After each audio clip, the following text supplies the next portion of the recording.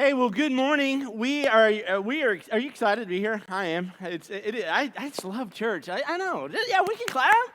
I don't know. That's kind of awkward. That just felt really awkward. But anyway, that's good. I'm just glad that you're here. I don't know how it happened, but the holidays are upon us. And we are actually 48 days from Christmas today. Did you know that? Some of you knew that because you've been watching Hallmark Channel for weeks.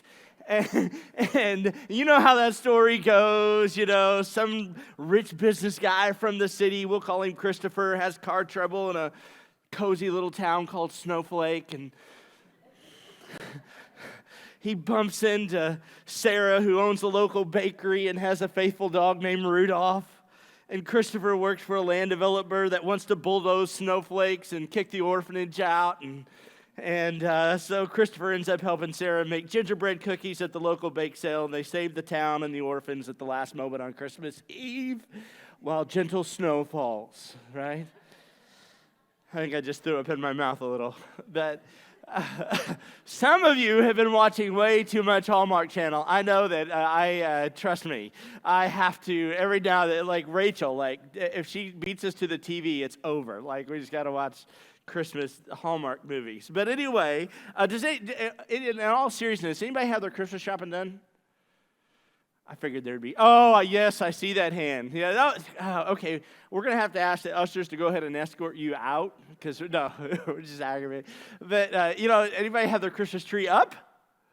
Cheryl's determined to put it up, soon. Did anybody go past Motomart this week on college? The house there, baby Jesus full out there, everything. It's all, decked out. And so, I don't know. I think it's a little bit too early, but hey, whatever floats your boat. But I actually love this time of year. And we last week, we wrapped up this series on Satan and all that good stuff. We're done with him. He's behind us.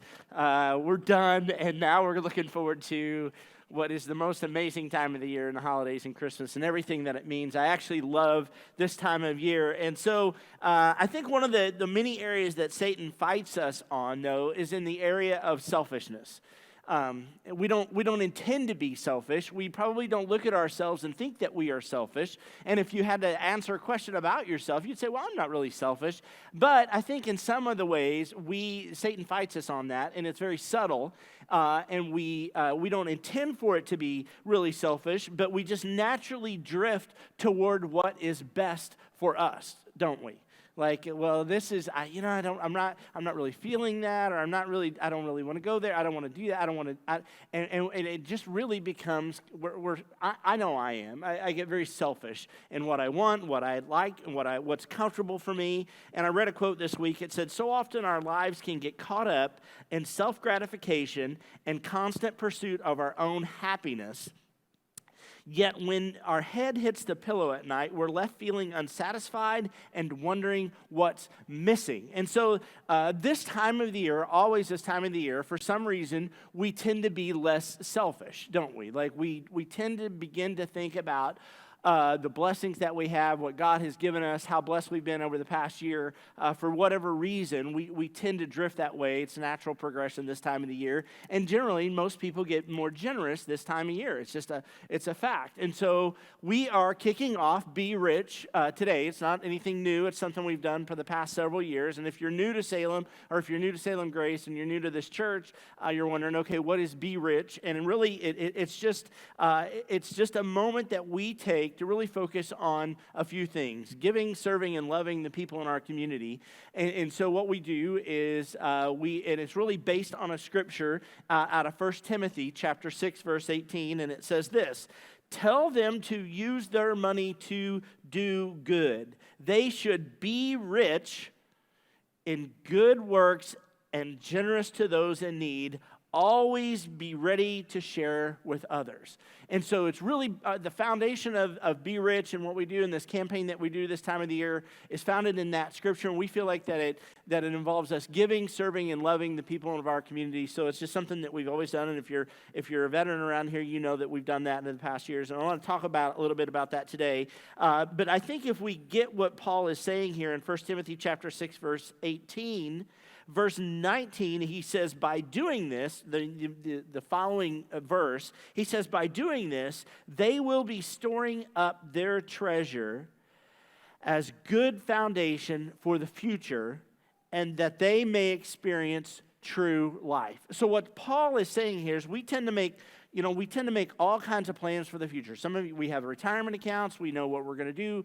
We have an idea when we're going to retire, when we want to retire. We have, maybe you've planned a vacation that you want to take. You've done things out in the future, and we make all these plans in the future. But if we want to really experience true life, according to Paul, it is the foundation for the future. We can do this by using our money to do good and by investing in others. And so that's kind of what Be Rich is. But I want to talk to you a little bit about this first step that we have in Be Rich, which is give. And I know some of you are like, well, here we go. Here comes the money. Here comes I'm not selling timeshares here, so you don't have to, but I want to talk to you about this principle of giving. I don't think it's something that I talk about often enough, honestly. And I want to share with you what God's Word says about it this morning. And I have a question for you, though. Have you ever stopped to wonder what makes a church appealing in a community? Like, what made this church appealing? What makes it appealing to people who are outside of this church? This body of believers, all of us together that make up Salem Grace, what makes us appealing to people outside of the walls of this church, to our community? And it seems that maybe church, in a lot of ways, has become less of a perceived need for people. Especially post-COVID. It's just, I think that there has been this mindset of like, hey, I don't know that I really need church. And some people who are very active and very engaged and very involved in church have all of a sudden decided, hey, you know what? I don't know that I need to be there in person. And so we're seeing that trend across the United States. I'm in a lot of different pastor cohorts, and I'm with pastors from that I talk to on a regular basis that are all over the United States. And we are seeing this trend. They're seeing this trend everywhere. We're not alone. It's people just have not come back to in-person service. Now, we do have some people that watch online, so I don't want to forget you guys. I know you're watching this morning, and I have a lot of people tell me that they watch online. But for some reason, in large part, church has become less of a perceived need, and church has become, in a lot of ways, less attractive in a post-mid-COVID environment. It's just not attractive to people anymore. And so it just got me thinking, what is the appeal? What is the appeal of church? Like, what is it that motivates you to get up and to come to this place, and not only just to come on Sunday morning, because I know it's more than that, or to watch or to get your laptop out or your phone or whatever and watch us online. What is it that motivates you to do that? What is it that motivates you to be engaged and to serve with other people and to give? What is it that makes it? And I just started thinking about, you have to think about what did that for you? Maybe it was because your parents, brought you up that way and church was just part of your life and it's a habit and you do it out of habit, or maybe you do it out of obligation. Well, we really ought to go to church, or, we really ought to be engaged in church. Or maybe it was because you brought your kids here at once upon a time and they loved it and they got engaged and they're like, hey, Mom and Dad, we kind of like it. And so now you guys come and you bring your kids because they kind of like it, and we have programs, or maybe it was some program. But for whatever reason, it can be very consumeristic. And like, hey, what do I get out of this? What's in it for me? What's the appeal for me? And maybe I don't know what it was for you, but I was reading an article on this actually this week, and there was a quote from a guy that wrote the article. His name was Helmut Custer. I don't know who he is, but he had a great question, and here it is. And especially when you think about the church and what it was and how it started and where it began, this church began, this group of people meeting after the death and resurrection of Jesus, after he was crucified and after he rose from the grave and he left and he ascended to heaven. All of his disciples, all of his followers were left there, and that's what started this church. And so here's his question. He said, what did Christianity offer its believers that made it worth social estrangement, hostility from neighbors, and possibility of persecution? When you think about the early church and you think about these group of people that got together, it was worth something to them It meant something to be part of this body of believers, so much so that they were willing to be ostracized by their neighbors. They were willing to get made fun of. They were willing to literally be fed to the lions. They were willing to die for this cause of the church and for this movement of Jesus and to tell people about the gospel of Jesus Christ. It was and I don't know that, I mean, I don't know if did they put that on in their bulletin or on their Facebook page? Hey, come, we're going to get arrested this Thursday night and get fed to lions, It was like, it wasn't really super appealing, I wouldn't think. It wasn't some great program they had, but there was something about being in communion with other people and doing something together and being part of this movement that was appealing to them in the first century. And churches in the first century there were some things that were different culturally, and I think this is a huge, something for us to kind of consider. In the first century, there wasn't any kind of public assistance per se organized by the government. Like there was a stark hierarchy, right? So you were either very wealthy or you were very poor, and there was a stark difference between the two. And so if you were struggling, particularly if you were a widow or you were an orphan, you were struggling. That you had absolutely no way to make an impact. You had no way to make a living. You were completely 100% dependent upon other people. And so what a lot of people did in the first century is they were dependent upon the church. And the church became that organization for the community.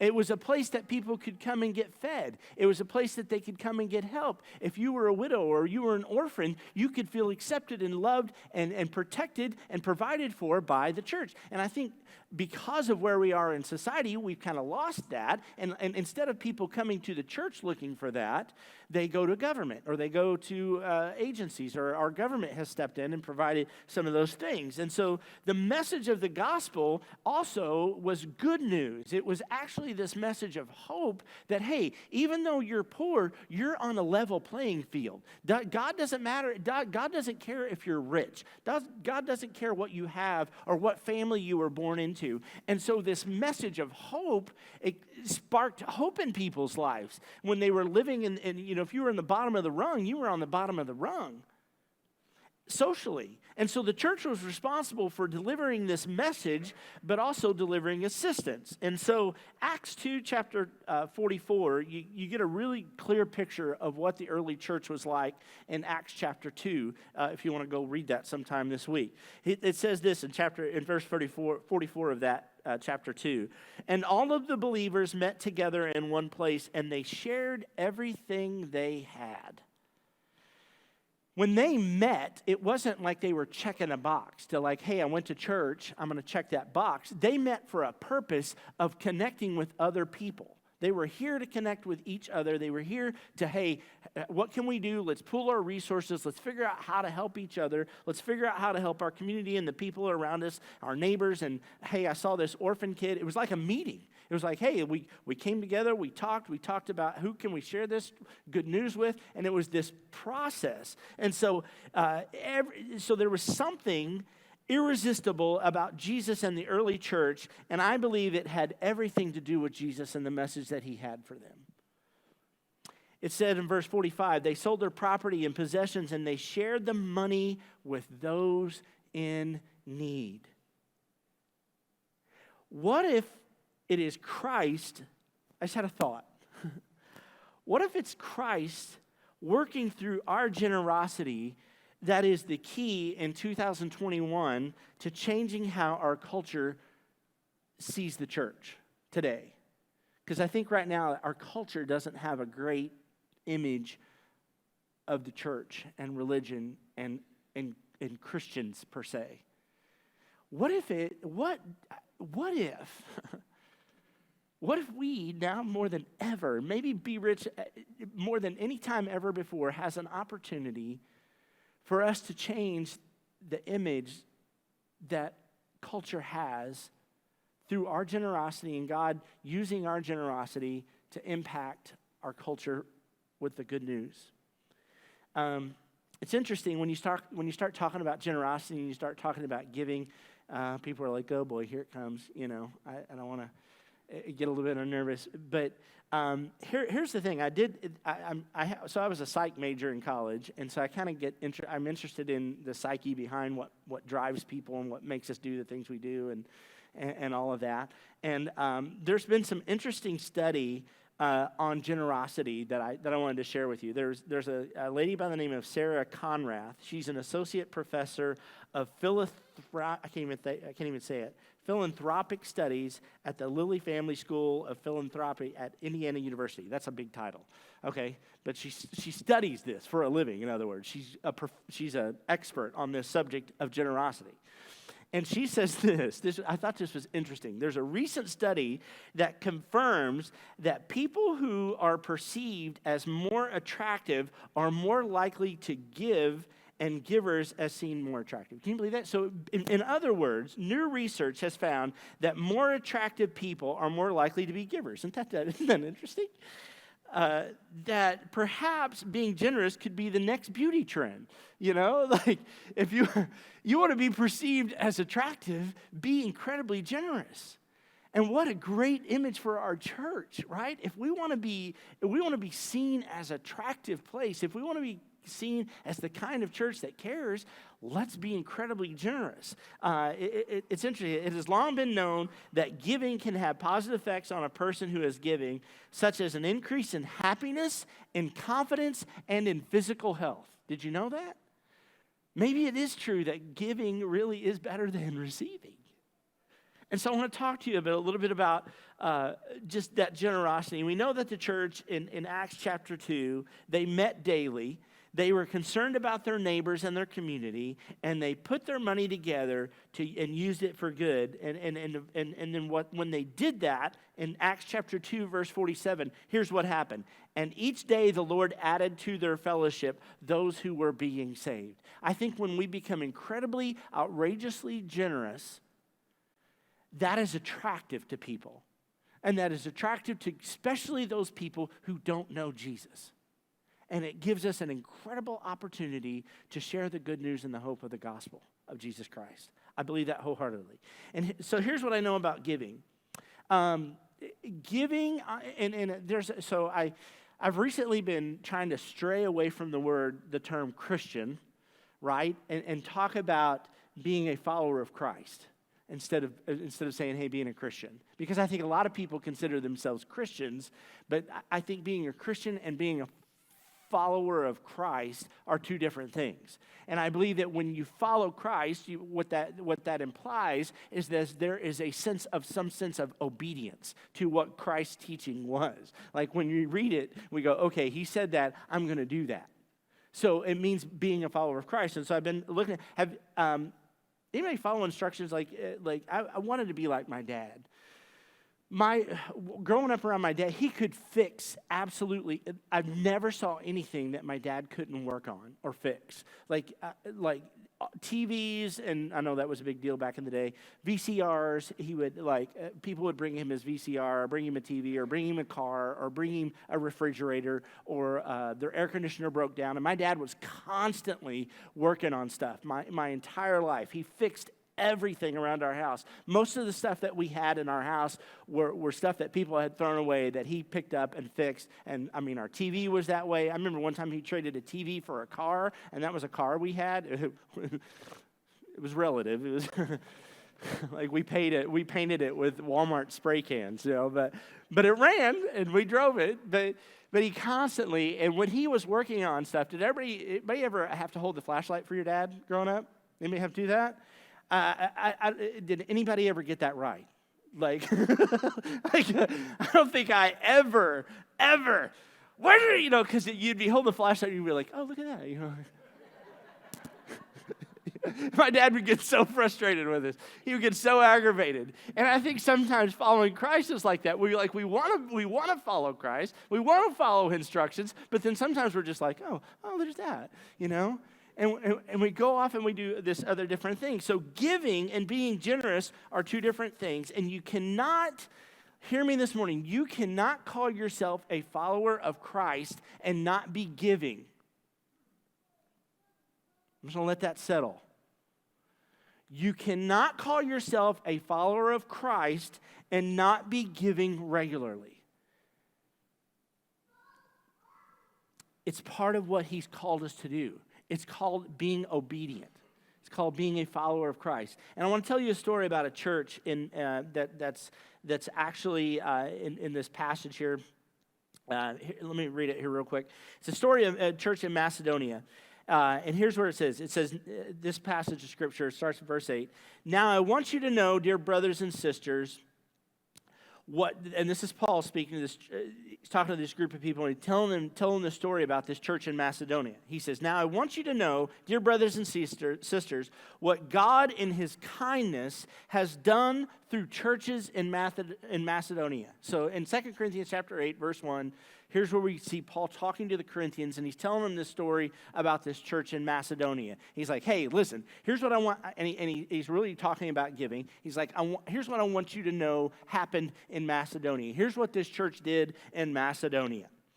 And God did something amazing with this church in Macedonia. It was just this little group of people, and Paul gives some insight about what that church in Macedonia looked like. Verse 2, chapter 8, verse 2.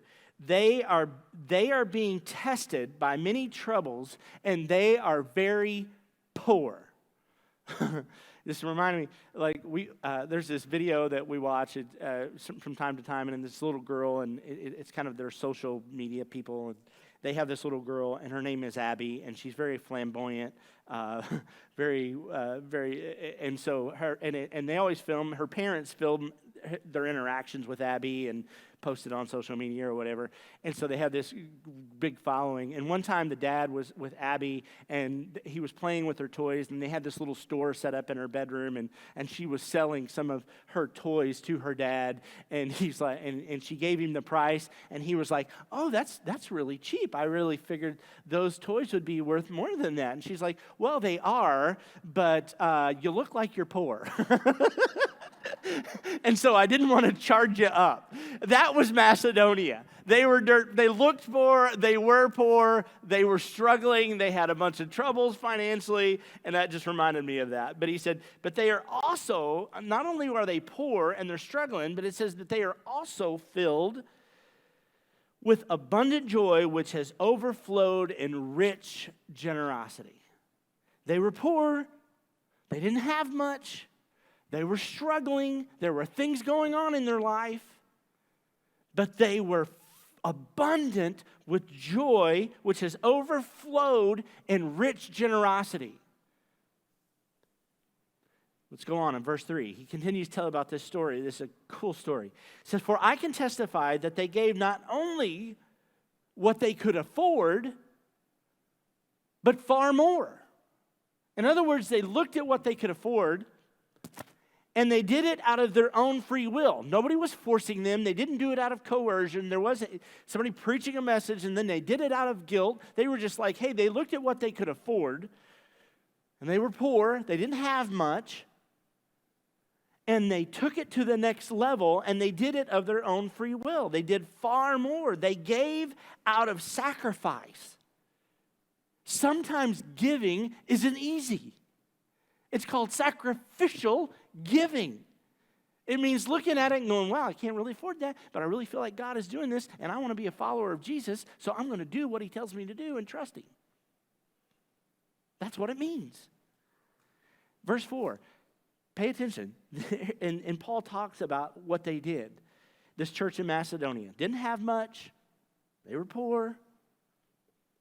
They begged us again and again for the privilege of sharing in the gift for the believers in Jerusalem. They were taking this offering for the believers in Jerusalem. And this little church who didn't have much, and this little group of people who were struggling and had all kinds of troubles, were like, hey, no, you let us give. We want that opportunity. We want to give above and beyond what we really can afford. The church in Macedonia was impoverished. no one would have been surprised if their response when presented with the need was, hey, you know what, we would love to give, but man, we just can't afford it. Instead, they begged for an opportunity to take part in a relief effort. Why would they do that? Because they knew something. Because they knew it was better to give than to receive. And they had experienced the blessing that God had given them when they gave, and they gave sacrificially, and they did not want to miss out on that blessing. Verse 5. They even did more than we had hoped. For their first action was to give themselves to the Lord and to us, just as God wanted them to do. And it's interesting to me that God would want that of Macedonia. You know, you would think God would look down and go, well, they don't have much. Look, you guys get a pass. That's okay. Well, I'm God. I don't really need your $2. You know? Because it's not about the amount. Do you understand that? It has nothing to do with that. It has everything to do with our generosity and what God is asking us to do. And if we are going to be obedient. They even did more than they had hoped. You know, what I have found, and I got to be honest, this is not an easy subject for me as a pastor. I'm not naturally generous. I know that's weird, and I have to admit that. I tend to drift more toward self when it comes to my generosity. And it's not something I'm proud of. It's just who I am. It's just I'm bent that way. I think it was because I grew up and didn't have a lot, and I was like, I want to have more. I want to have more. It's because I'm selfish. We're naturally selfish. And it's what I have found is that it's easy to dream about the generosity we intend to show when we have the means. You ever do that? Like, man, if I had $1 million, man, I'd be super generous. If I won the lottery, here's what I would do. I would help this person and this person and this person, and I would buy this, and I'd buy me a nice house. I'd buy me a new car. But I would do this, this, and this. Have anybody ever dreamed about, like, winning a giant sum of money and then how generous you would be? You hear or read about these athletes that sign multi-million-dollar deals, and you're like, man, what I could do with that.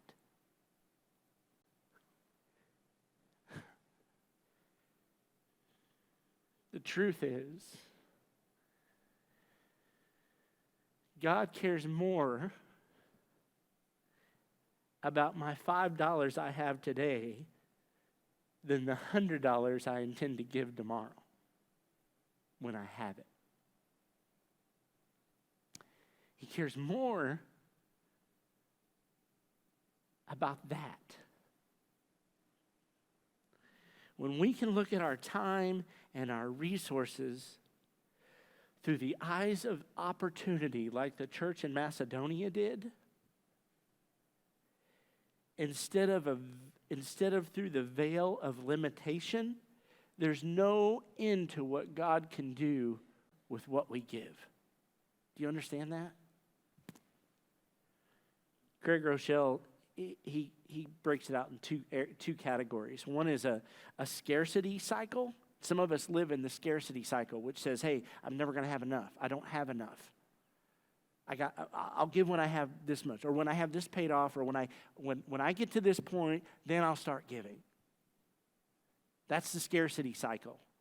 Or we can operate with the God cycle that says and believes that there's always more. There's always enough. God will provide. There's always enough. There's always enough. We learn generosity through obedience. Too often, we want to feel generous before we act generous. But true follower of Christ's generosity is the act of obedience.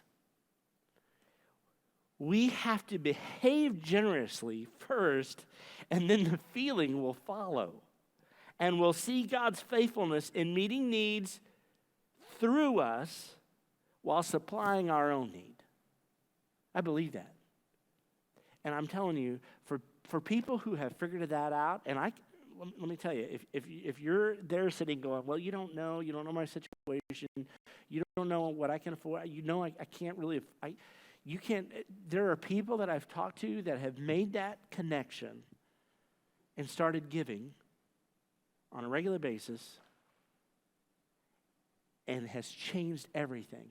And if you need me to, I can point you to those people because they've told me, hey, if you ever have somebody that is questioning giving, have them come talk to me. So if you need somebody to talk to, I can give you somebody to talk to. So here we are at Be Rich. The first part of Be Rich, ding, ding, ding, ding dong, it's give. The first part, and so here's what we're going to do. Here's what we've done in the past. And I'm kind of going to give you an idea of what happens with Be Rich.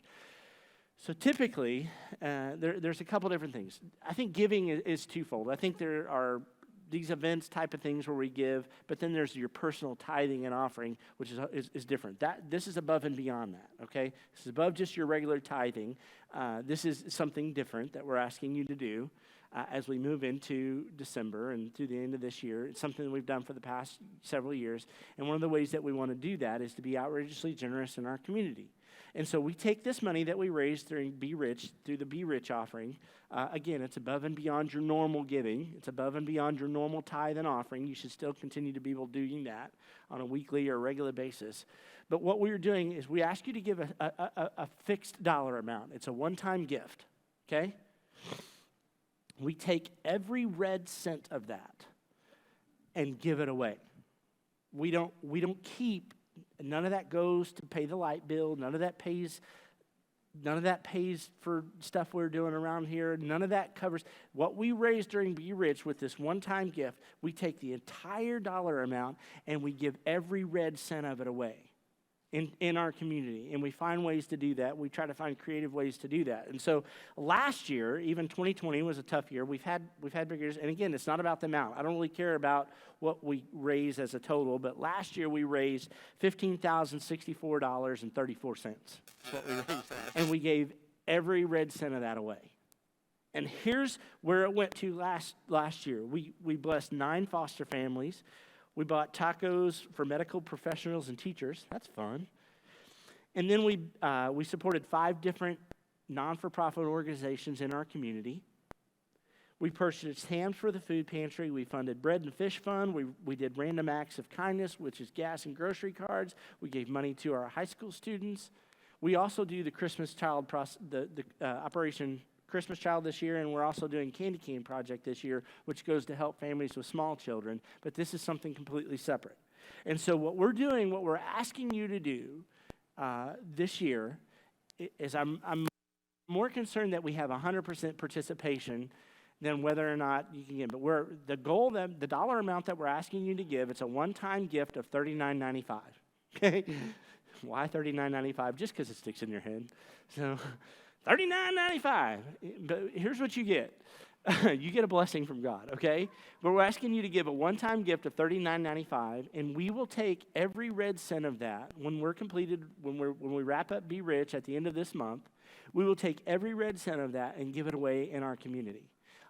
We will probably support things like the Pregnancy Care Center that does a great work. We're going to support an organization called Sleep in Heavenly Peace, which helps children have beds and places to sleep.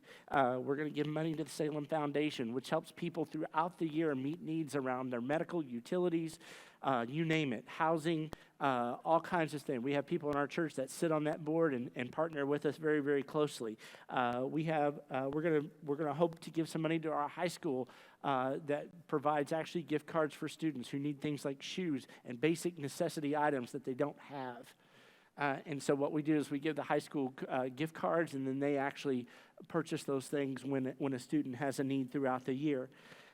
We have foster families that we believe in the sanctity of life, and it's not just about anti-abortion, but we believe that it's about adoption, and it's about supporting families. And we have a ton of those families in our church right here that have taken that step and said, hey, we're going to bring these kids into our home, and you know what? We're going to support them as a church. We have individual blessings. We have some individual families that we've identified that need some help financially. We have random acts of kindness. If you want to come help us, one of the things that we've done in the past is we get a stack of gas cards and we go pump gas for people in our community, and we put some gas in their tank, and they are blown away by why we would do that. It's a lot of fun. We're going to talk about serving next. You can help with that. We walked around an IGA and handed out gift cards for people just to buy their groceries for Christmas. Because we are an outrageously church, and I believe that we have an opportunity to be incredibly generous in our community and impact people that someday maybe they might find this place attractive, and more importantly, that they would find the good news of the gospel of Jesus Christ attractive.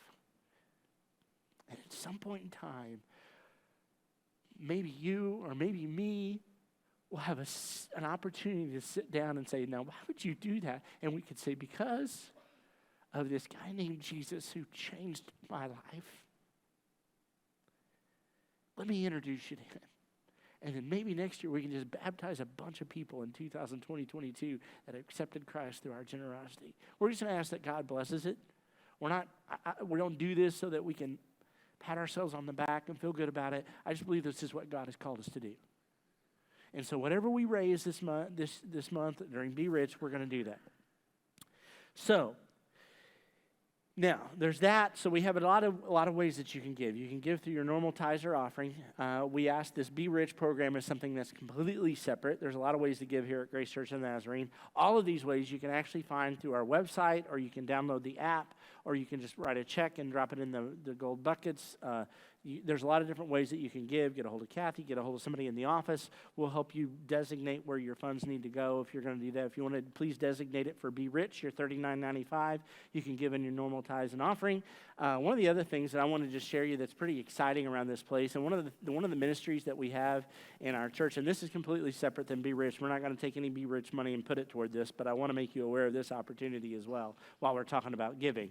Is one of the things that we've done in our one of the ministries that we have in our church, and you've heard me talk about it before, is we have a group of ladies that operate out of this kitchen over here in our fellowship hall that are incredibly gifted at serving people. And we have I can't tell you the number of funeral dinners even this year that we've done. I don't know how many we've done. But basically, when we have members of our community that have a loved one that passes away, and we do their funeral here, we offer them a dinner. We pay for that. You guys, we all do that. This is part of who we are. We're outrageously generous. All we need to know is how many they got coming, and then we have a group of ladies that show up over there and work like servants, like you've never seen, serving people in a really, really difficult time in their life. It's one of the greatest ministries I think that we have at our church.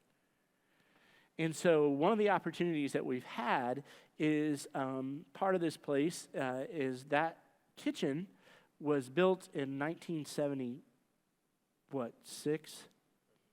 It was like bicentennial, okay? The original cabinets. So we have a project that we're doing. It's kind of a capital project that the board has been working on, and we are working to remodel our kitchen over there. Yeah. Long overdue, okay? And so we have been blessed. Our church is blessed. We certainly have some money that we've put away for some things like that, but we could use your help. It costs money to remodel a kitchen, but I think it's an area of ministry that kitchen gets used a ton, and it is long overdue. So I wanted to make you aware that is available too. We'll make a drop down available this week for that if you want to give specifically to that as well. We'll just make that part of all this generosity campaign that we have this year at Be Rich.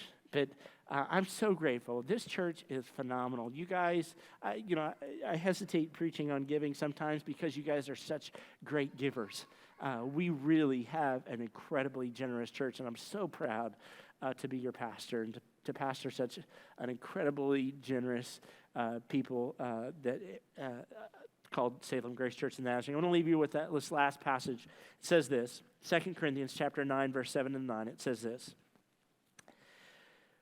Whatever or however you choose to give, it must be done with a generous heart. And here's what 2 Corinthians chapter 9, 7 through 9 says. You must each decide in your heart how much to give. And don't give reluctantly or in response to pressure. Do not give this morning because of this message or because you feel pressured to. It says, for God loves a person who gives cheerfully. And God will generously provide all you need. I believe that. Then you will always have everything you need and plenty left over to share with others. And the scriptures say they share freely and give generously to the poor, and their good deeds will be remembered forever. And I want that to be said about us and you and me. Thank you for your generosity. Join us and don't miss out on an incredible blessing. I'm challenging you with that this morning. Stay with me. Father, thank you so much for your goodness and your love and your grace. Thank you for giving us the means and the health and the ability to work and to earn a living. Lord, we know that everything that we have comes from you anyway, and we are an incredibly rich nation comparatively with people around the world. Lord, we may not feel rich, but we are rich. And Lord, help us to be rich and do good with our money and the things that you have blessed us with. Help us to give sacrificially and help us to understand that it's not necessarily about an amount. It's about how we can give and what we can give. And Father, I just pray that you would bless the gift and the giver. Lord, I pray that you would speak to people's hearts, that you would speak to all of our hearts, that you would encourage us and move us into that area of sacrifice, Lord, so that we might impact our community and make this place attractive and make the gospel attractive to people who don't know you. Lord, I just pray that none of this be for our gain or for our glory. Lord, that it would all be to your kingdom. And Lord, that help us to take whatever it is that we raise, we'll lay it at your feet, and we know that you will bless that immensely, Lord. And we will give you our 5 loaves and our 2 fishes, and we're going to lay those at your feet, and we're going to ask that you do something with it. And Lord, that you would give us an opportunity, most of all, as we bless people in our community this holiday season, that most of all, that we would have an opportunity, Lord, that you would draw people to this place, that you would draw us in contact with people who don't know you, and that we would have an opportunity to share the good news and the hope of Jesus Christ and the Son that you sent for us on Christmas. Thank you so much for loving us, God. Thank you for this church. Thank you for these generous givers. In your precious holy name I pray. Amen. Have a great week. Thanks for being here.